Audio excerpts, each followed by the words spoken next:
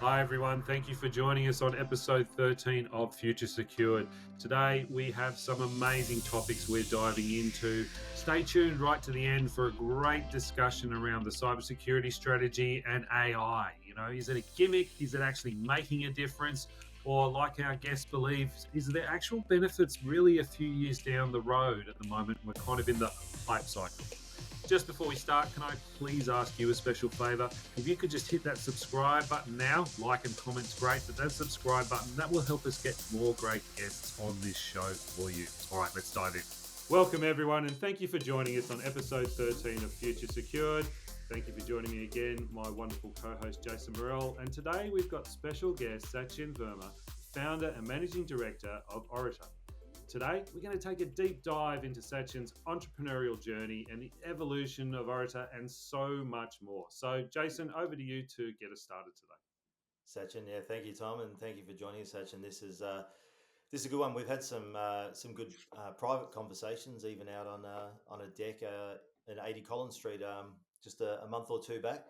Your story is very interesting, and I'd love to have you on here because I think we've got a lot of alignment with how we think, sort of. I think with when it comes to cybersecurity and business. So, just for the listeners out there, I was very interested to hear your background and how you sort of ended up where you are now. Can you give us just sort of like a brief history in time and sort of how you've ended up where you are now?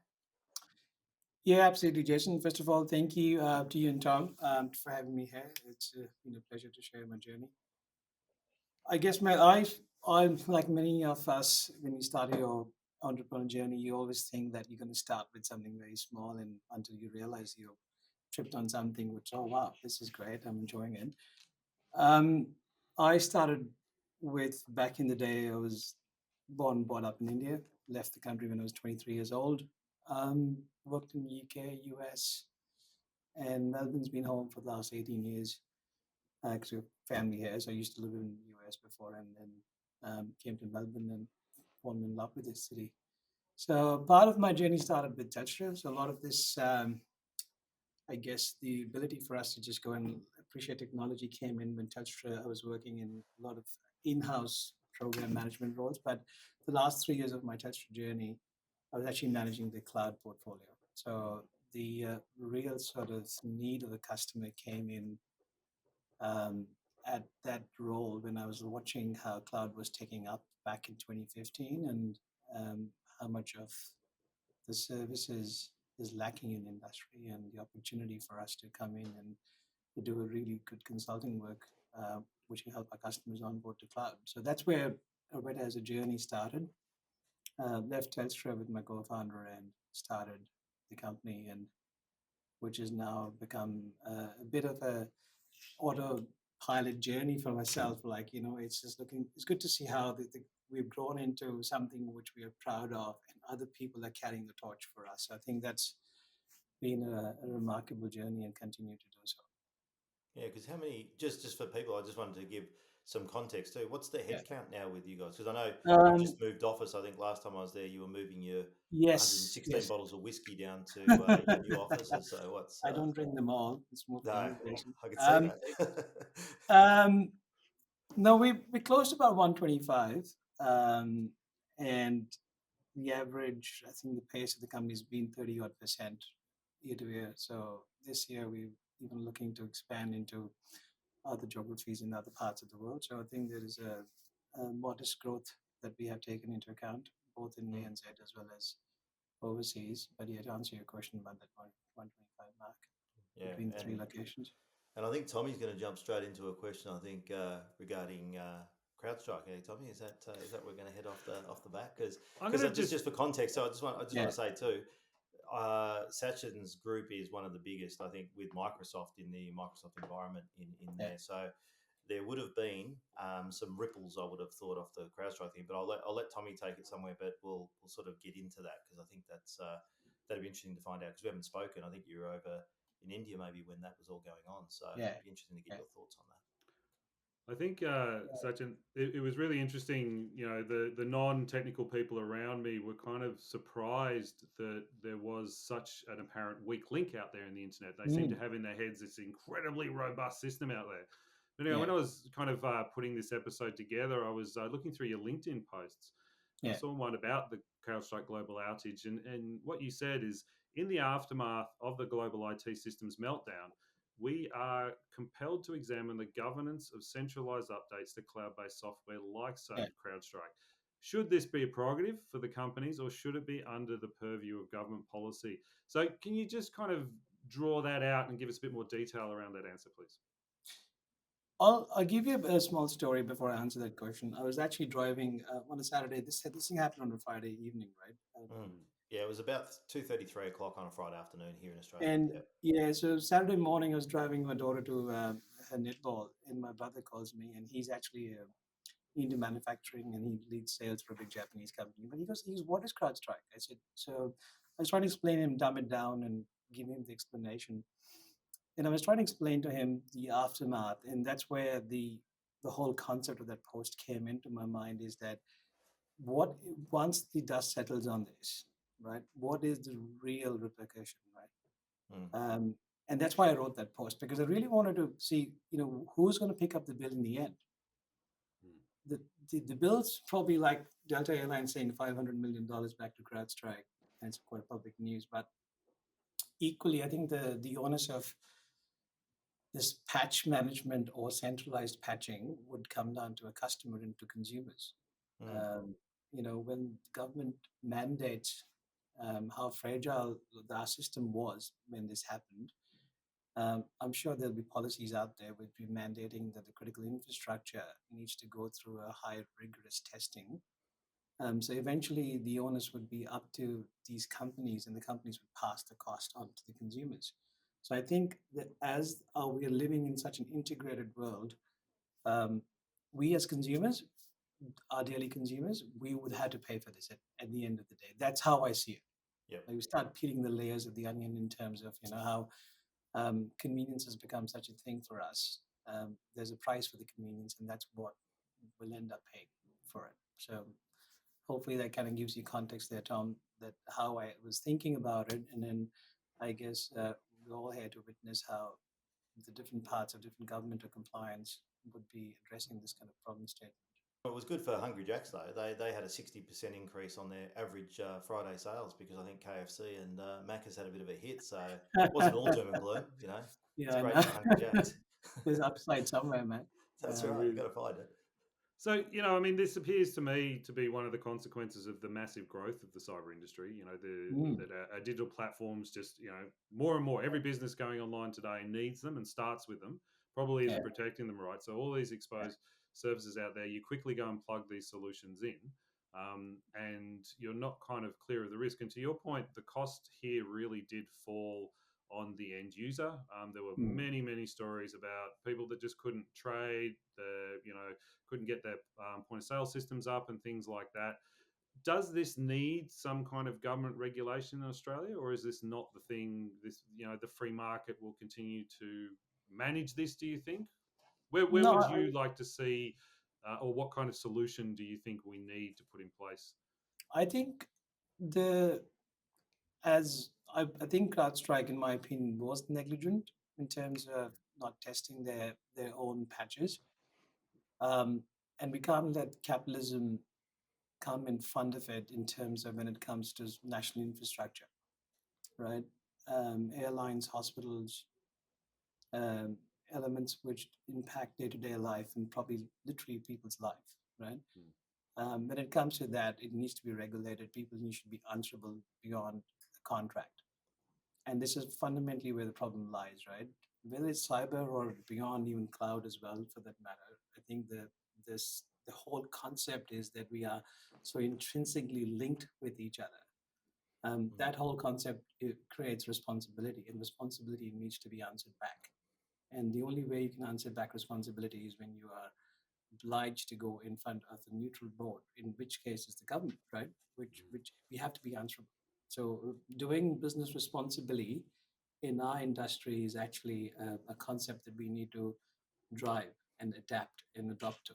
So I think that's an important sort of part of the responsible cyber, if I may say. So when people talk about responsible AI, I also feel like responsible cloud or responsible cyber is equally as much as responsible AI. Mm. Jason, as this was happening, I mean, you put out some LinkedIn posts sharing information around. You got a huge amount of engagement out there that really kind of showed how desperate people were for someone who kind of knew what was going on, was able to share it with them. I mean, what are your thoughts about it? And now, kind of like a couple of weeks after, leading around this, can we prevent this, or is this just a cause of the speed of our industry's growth that ends up with CrowdStrike getting to the point where they're putting out 3 Falcon updates a day across this system and Mm. not checking them? To your point, Sachin. Yeah, I think it can be, but what it does is it keeps bringing up new scenarios. So anyone who does run an incident response team, I doubt they've run this before. So that's the first part. So that's why it caught so many people by surprise. I don't think people expected it, and yeah, these sorts of updates they do release probably 2 or 3 a day. This one tripped them over big time. But also, it does give the end user a chance to sit back and say, well, maybe do we split our systems across multiple ways?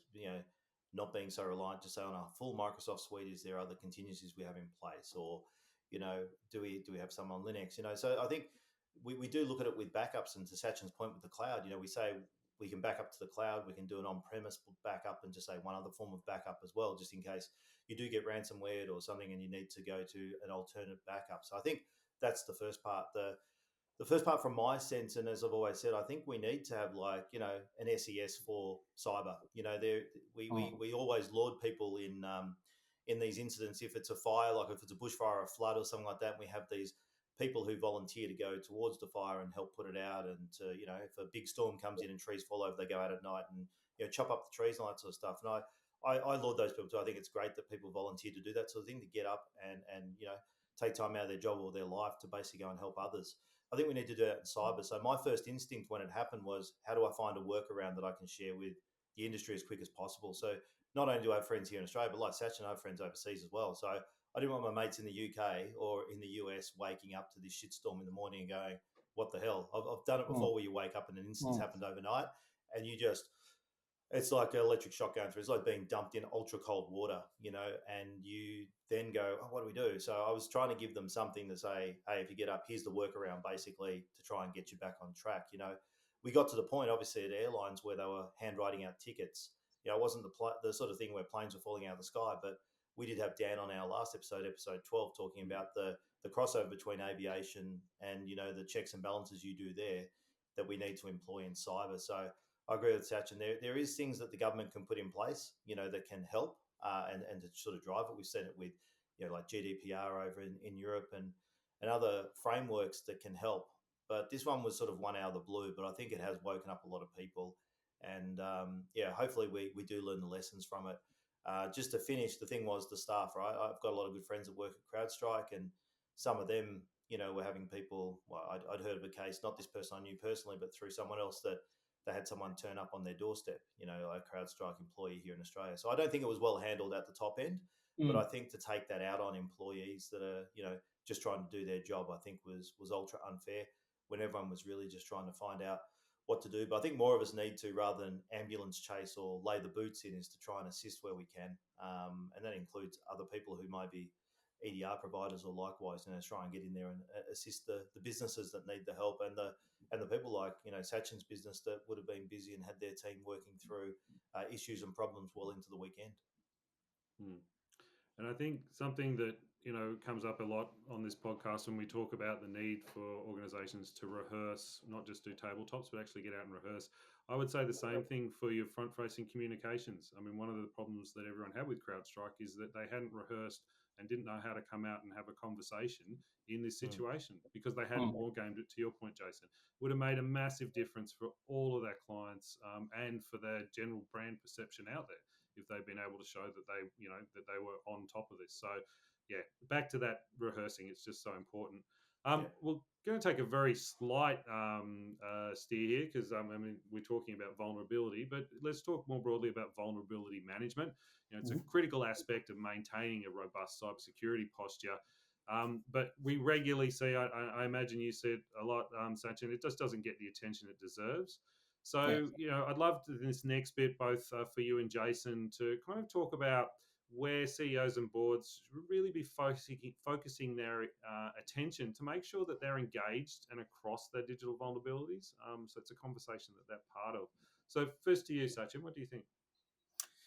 I mean, you rightly said, Tom, the vulnerability doesn't get the amount of attention that it should get from the board in terms of both investments as well as the awareness. So I feel vulnerability is going to be getting more and more complex as more centralized we get, and our attack surfaces are getting so larger because we want to give the flexibility for the solutions, right? So as the flexibility increases, the attack surfaces increases. So it's a bit of a I guess the analogy of the brakes in the car, you faster you want to go, the more better brakes you want to have. So for me, vulnerability is that important aspect of any organizational posture that needs to be often looked at, but not. It's a continuous process where we keep to have the human and the process and technical tools all pulled together. And boards have to recognize it that it's almost like almost like the game of the whack-a-mole, right? You keep whacking them out, but eventually you would not be able to win it. It's about just staying ahead of the curve, right? So the threat actors are getting more complex, and the vulnerabilities are getting more sophisticated. So I think as an organization, because our job is to help our customers feel safe as an integrator or MSSP, so we need to be a step ahead in terms of coaching our customers. So even as I talked about responsible cyber before, um, I feel that the responsibility part in the industry has to really just step up to educate. And education is where you guys are doing a great job, and I know Jason is very vocal about this topic. But the education element is such an important part of vulnerability. And we get lost in tools and technical aspects of Qualys's or Microsoft's of the world. But how do we actually bring it to the people? Because a lot of CEOs on my WhatsApp group when CrowdStrike was happening was asking me what's CrowdStrike, and I bet you if something happens with vulnerability tomorrow, they'll ask the same thing: what's vulnerability management? Yeah. Because the education itself doesn't go beyond the boundaries of our little IT boundaries. It doesn't hit the board as much. That's how I think about it, man. Yeah, no, I agree. I think, yeah, the vulnerabilities, and it's funny how a vulnerability could not be that important and then it can ratchet up really quickly. So you could be, if you are managing vulnerabilities, that's your job. Sometimes, and when you go back in hindsight and look at some of these vulnerabilities and the way they flare up pretty quickly, it's amazing how some of them, and I watch them and track the graphs, and then you see they're in single or .00 percentiles, and within the space of a month. I saw one this year, which was April and May. It went from virtually a nothing vulnerability up into 70 really quickly, within the space of 48 hours. So you got to know what's important, and something that doesn't seem important with vulnerability can become so pretty quickly. So to have the right tools and people in place for that sort of thing. But there's so much, as Sachin said, it's overwhelming. And if you imagine, and I know some CISOs that work at some of the larger banks, the amount of vulnerabilities they have pumping through their systems to know what's what and to which ones to focus on.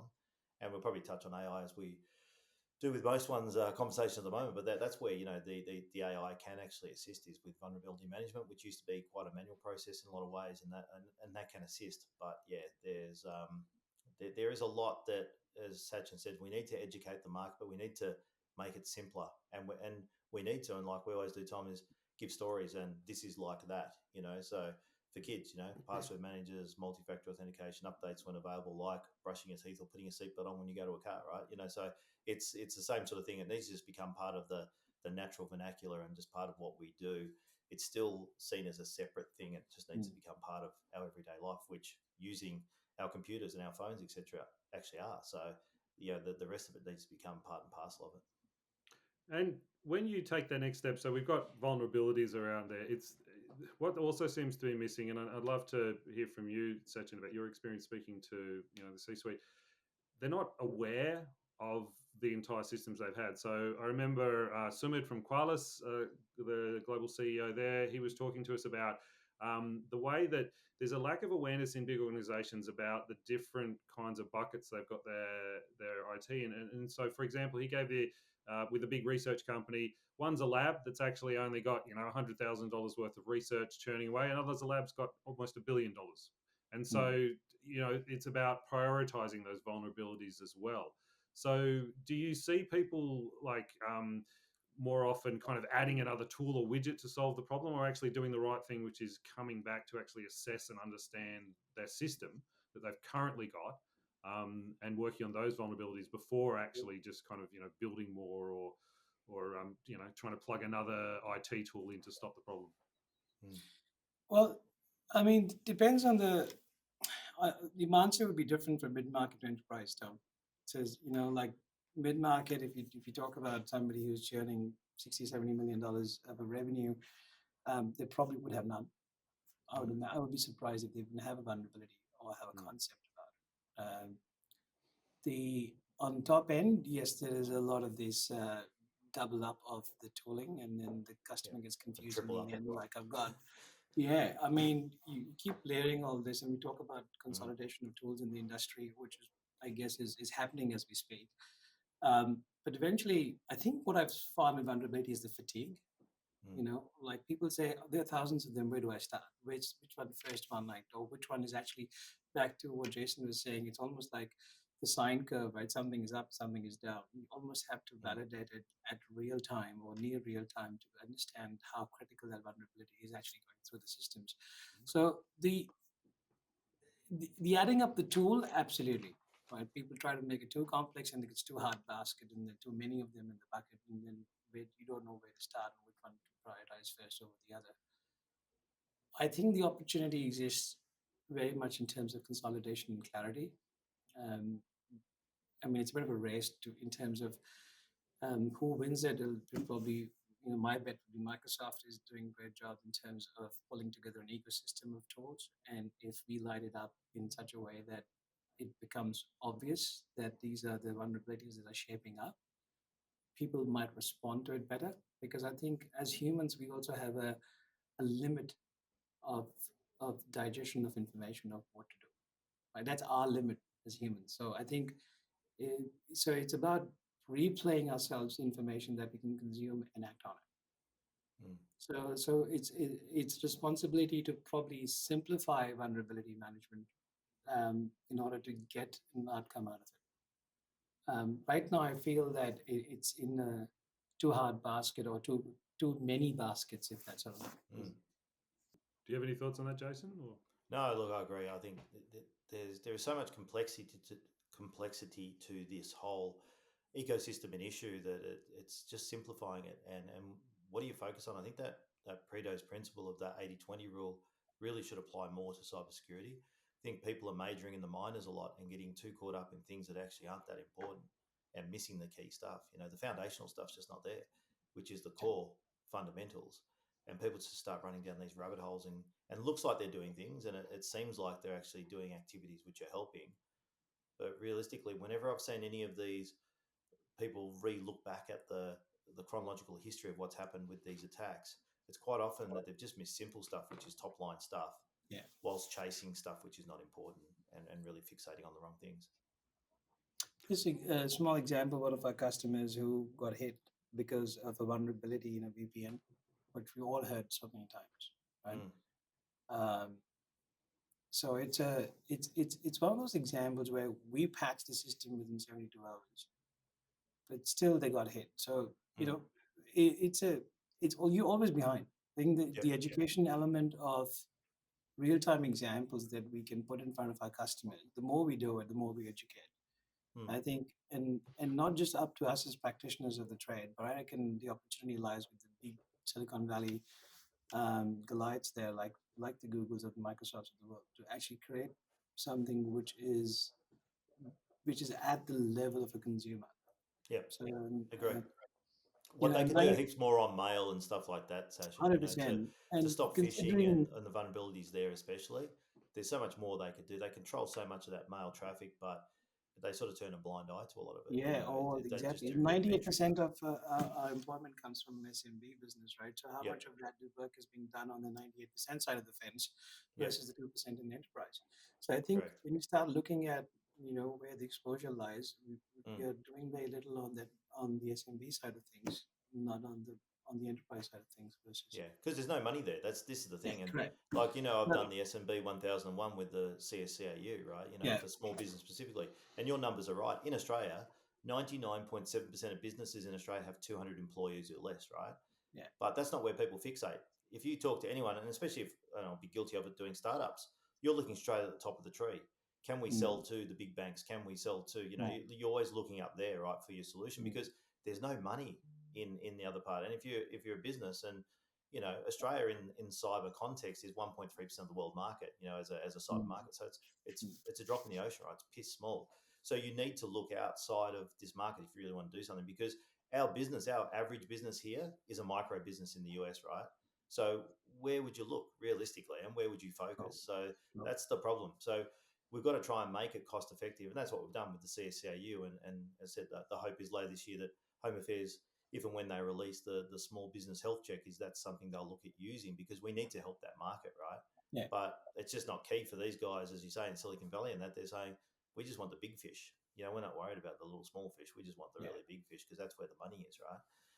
But yeah, are we really doing the right service if we're trying to help people with cybersecurity by fixating and focusing too much on that part of the market and sort of bugger the rest of them? And look, for a bit of a segue, I know it's not all down to the federal government, but they basically have a 2030 cybersecurity strategy now. We've got a cybersecurity coordinator. Basically, there seems to be this broader structure. There's these 2-year micro plans within that for them to achieve. So, first of all, what are your views? Have you had the time to digest it? Can you see the challenges or the value around it? I'd just love to hear your thoughts. Look, I think the intent is right. I mean, with the whole government minister for cybersecurity and obviously the change of portfolio recently and everything, I feel we have we've come from a long way from not acknowledging the issue to versus having something in parliament, right, and then having a strategy for it. I'm a half glass full person, so I'd rather be looking at what positives we can drive from it, especially if we're looking at driving the essential aid and the aspects of the whole compliance part of it to drive down individual accountability. But it's all about the small and medium businesses, from what Jason was saying before. I think the awareness and the compliance at the same time need to be driven by the government at that level, right? Mm. And the complexity around the cyber insurance aspect of it, which I guess is a part that the policy doesn't talk as much, but Mm. needs to be more standardized because it feels like it's a bit of a potluck when you go and apply for one or get a claim Yep. out. Would you get it? Or would you get Mm. stuck into a fine print, right? I think we need to really create a government has to play an important role in helping that industry mature. It feels very fragmented to me. Mm. A lot of our customers, when we talk in a mid market, doesn't they don't seem to understand it, or they shy away from it because they don't believe Yep. in it. So I think there is all those socioeconomic factors that come into play, and more importantly, the focus on from is about cyber skills as well, which is another Mm. important area that the government is focusing on. And I feel I saw your post about Jason that the jobs have dipped a little. I don't know. I we still feel that talented people are very much hard to find in the industry, Yeah. right? Yeah. That's true. Um, Perhaps the the entry level may have dipped, but experience is still very much in demand, and we Mm. feel that the amount of people who are required to keep that steady flow for what we are up against, um, it's a tremendous task ahead of the government. To answer your question, Tom, and I think more to be done, but it's a good start. Yeah, yeah, I think you're right. There's 2 points that you raised there that we haven't really covered and that weren't covered in the strategy, Sachin. So, one in particular, the insurance, that is still very confusing. I did about a month ago a actual real incident response where we actually ran a full one, not just a tabletop exercise. And one of the tripping points in the debrief was the insurance policy. Was it capable of covering such an event? There was some ambiguity around that. So I think the clarity around insurance is very much required. There is a lot of misnomer in the market or not misinformation. I think and Yeah, and people who did sign up to policies the policies probably aren't fit for purpose now, or there have been some changes. So that's something you definitely need to revisit. On the skill side and job side, yeah, there has been a big drop. I think the target, if we're looking to the end of 2030, 86,000 jobs short. Mm. You know, and you travel around the world quite a bit too. We need to get some skilled people from overseas to backfill that, because where we actually have the gap, you're right, is we have a lot of people studying, but they're not studying like a proper apprentice would if they were a carpenter or a plumber or anything like Yeah. that. They're not working on the job and going to school. They're just going to school. So they're often coming out very green and not ready for getting straight into business. So you've got that issue there. There's a lot of experienced people, and a lot of them are burnt out and dropping off at the other end. But where we do have a big gap or disc golf is in the middle, that middle skill set sort of Mm. group that Mm. we could easily backfill if we could actually make it easier for people from overseas. Remember when we were at Cyber, we had someone working with us who'd come from Pakistan, and he'd actually sort of jumped the queue to get in there. But one of his friends actually went to Canada because it was quicker to get I think it was a 6-month wait there. It was up to 3 years waiting for Australia to get a working visa for a cybersecurity professional. That Yeah. shouldn't be the Yeah. case. If you've got someone that skilled and that credentialed, they should be able to access and get into this country, 3 to So, 6 months, absolute max. Ian, you know this, Jason. We have an India center as well, right? Mm. And then and until 2021, Mm. I never had an offshore center, right? Yep. I mean, people would easily assume that I'm back from Indian background. So day one, I would have had something, but we created jobs here. And the fact that I did back after COVID, just literally finished up, hopped on a plane, because I believe that it's exactly the same thing. It's not a cheaper resource pool, it's probably the talent that I'm after. Correct. Yeah. So in India, our strategy for hiring is at the top end of the pyramid. So we don't hire at the lower end of the pyramids. And then basically our intent was to control the supply chain. Okay. Yep. So, and we have a very mature strategy on what we call as a high pot strategy. So the high potentials in India are actually then encouraged to move to Australia. Yep. So therefore, that little wheel of the people of supply chain continues to happen. So we have And created it our helps the own people here too. Sachin, 100%. that's the thing So is, we have when you bring them successfully here, created then that that high skill pot. comes here. Yeah. And so the high pot strategy has really become our way to scale our business, right? To address the problem at the Oreta level. But I guess, at a broader level, totally agree with you. But, this was my inspiration of the India market, right? For me, it's the biggest, it's the Silicon Valley for services. Yeah, I mean, you look at per head of population, we're 26 million, over a billion Yeah. people there, right? Right.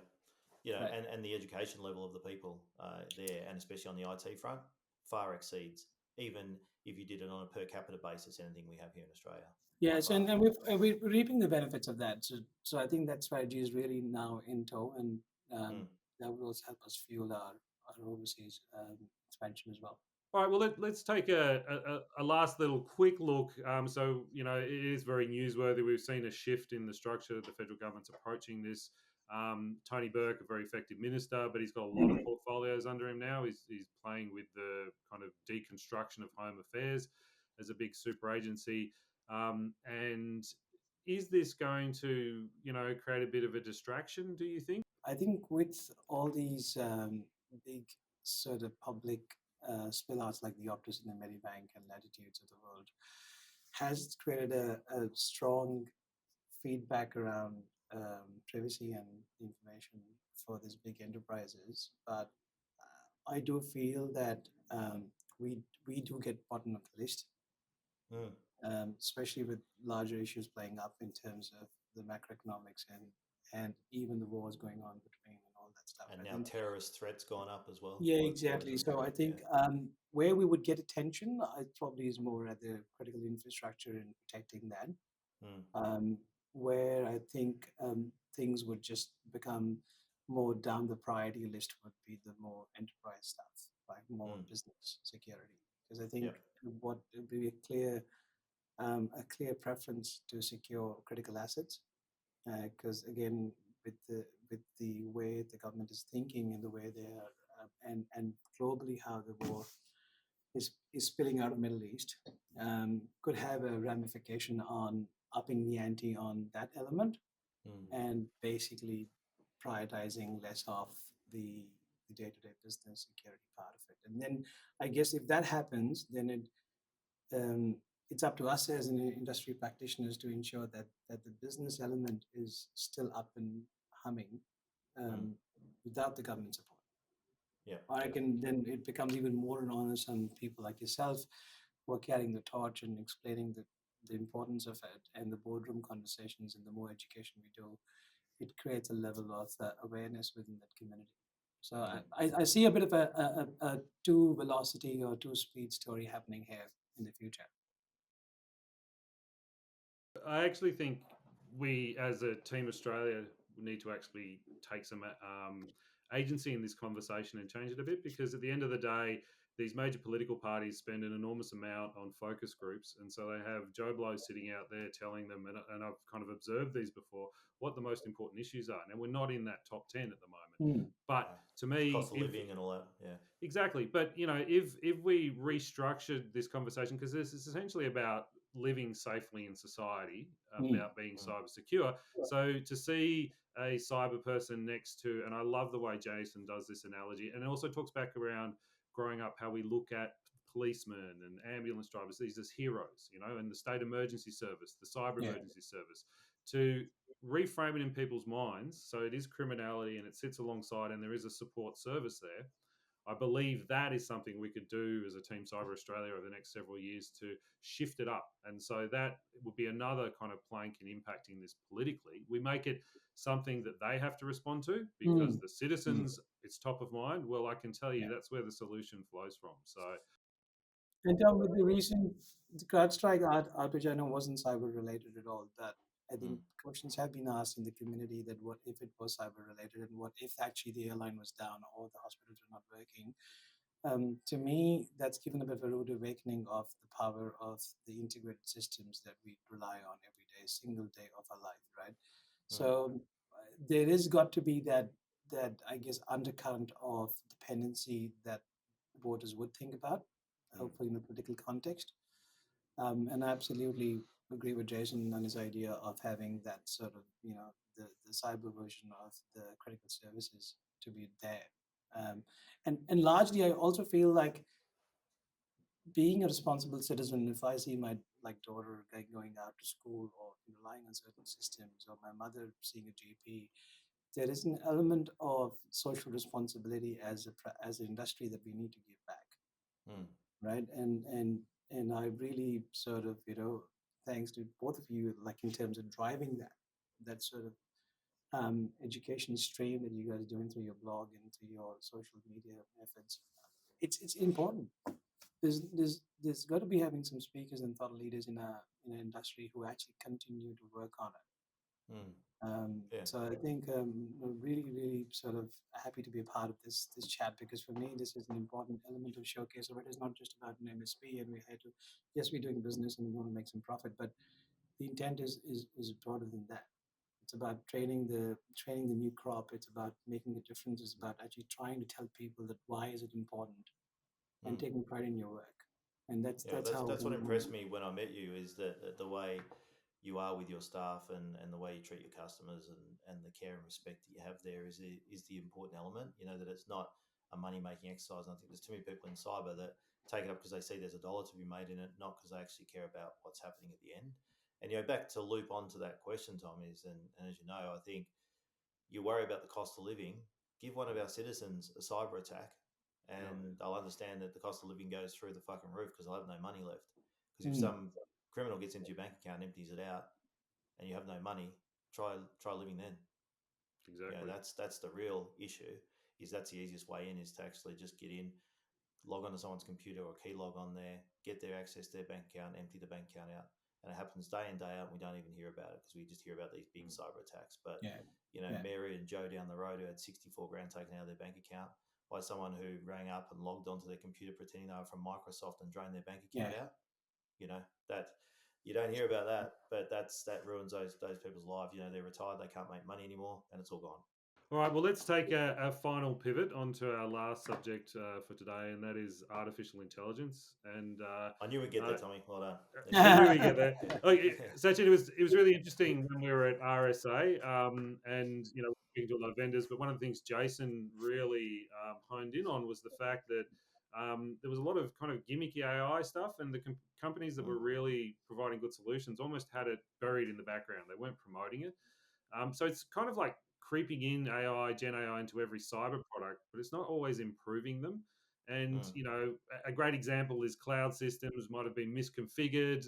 You haven't done that right, and then you're putting an AI tool over the top of it.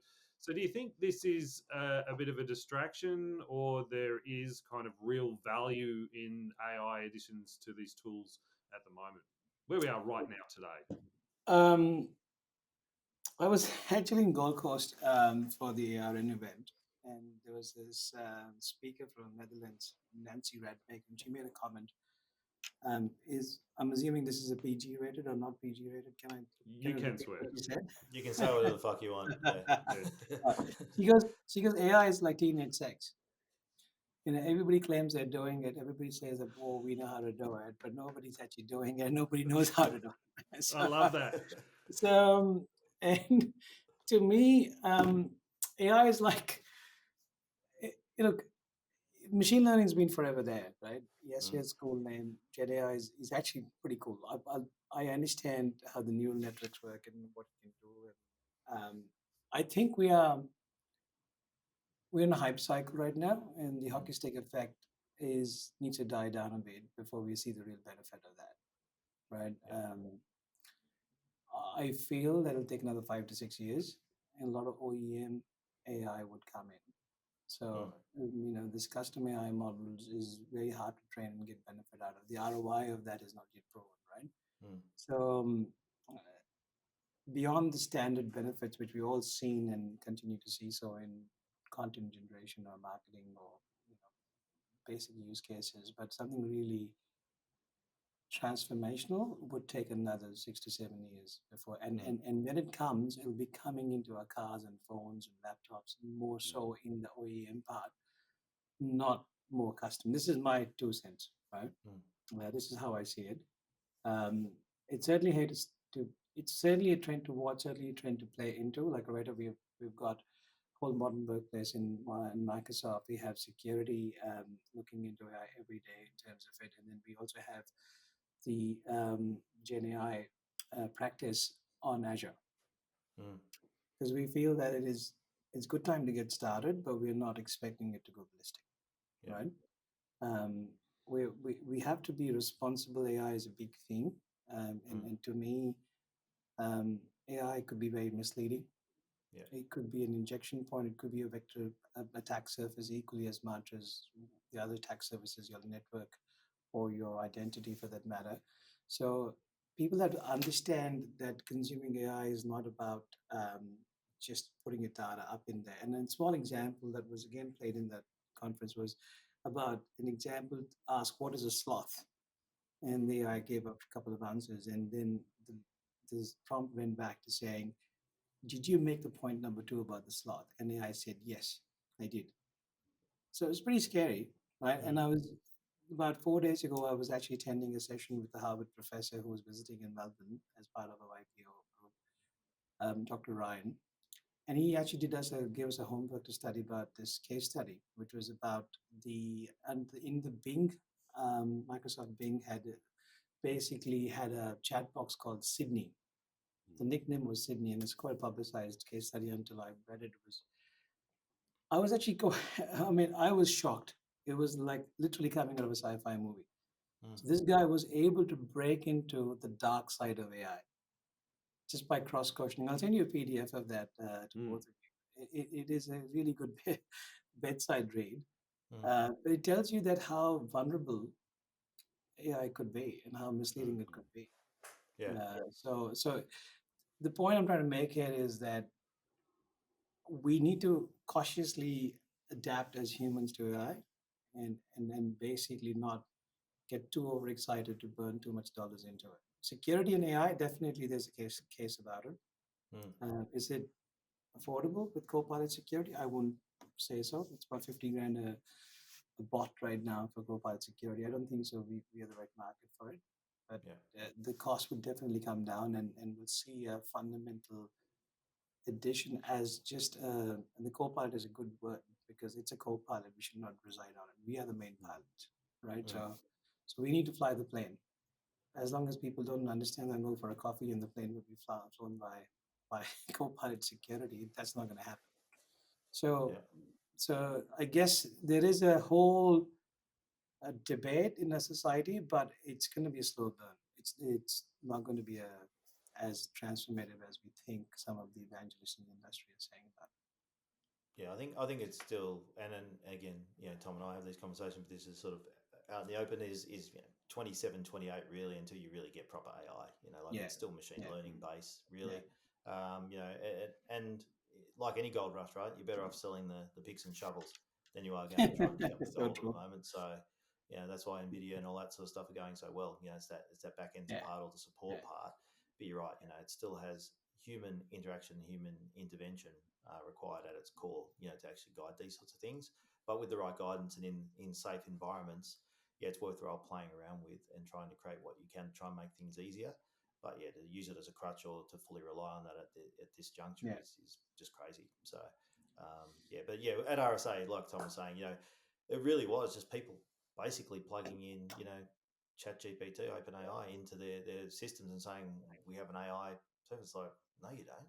You've bolted yeah, on yeah, correct. Chat GPT, or Gemini. But just It's like because you can that's ask the not. question and it gives you answer back. Although Yeah. I was in Vegas for the Fortinet conference and I went to the Dome and there's these robots there and they were pretty scary to be very honest. I don't know whether you've seen that or not, but you go to Have you got one at home?